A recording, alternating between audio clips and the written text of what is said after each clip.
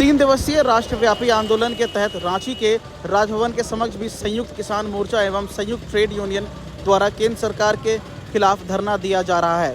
प्रदर्शन कर रहे लोगों ने संयुक्त रूप से कहा कि केंद्र की मोदी सरकार से जनता अब ऊब चुकी है और अब केंद्र सरकार के सारे दावे झूठे साबित हो रहे हैं।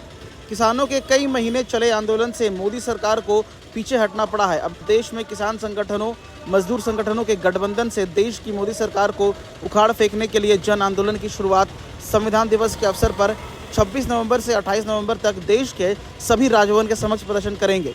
आंदोलन कर रहे लोगों ने कहा कि केंद्र सरकार 4 लेबर कोड को त्वरित स्थगित करे और बढ़ती महंगाई पर भी काबू करे।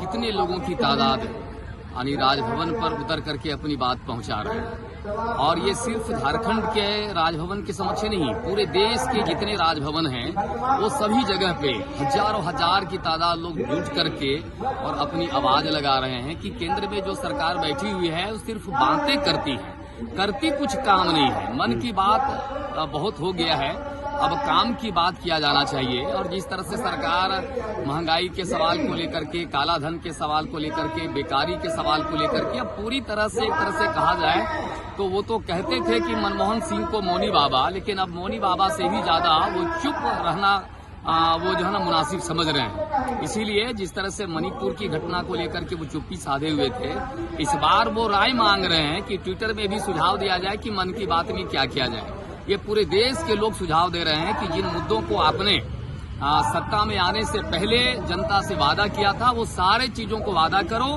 नहीं तो इस बार आर पार की लड़ाई है। और मजदूर और किसानों पर जो भारत सरकार ने हमला किया है, अलग अलग कानून बना करके, कानूनों का उल्लंघन करके भी हमला कर रही है।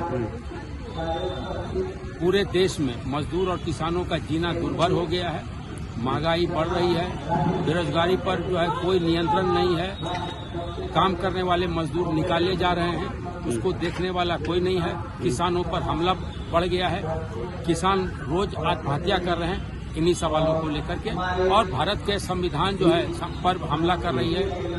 तो संविधान को बचाने के लिए, देश को बचाने के लिए, और साथ साथ हमारा नारा है कि देश अगर बचना होगा तो मोदी को हटाना होगा। परिचय दीजिए। अशोक यादव।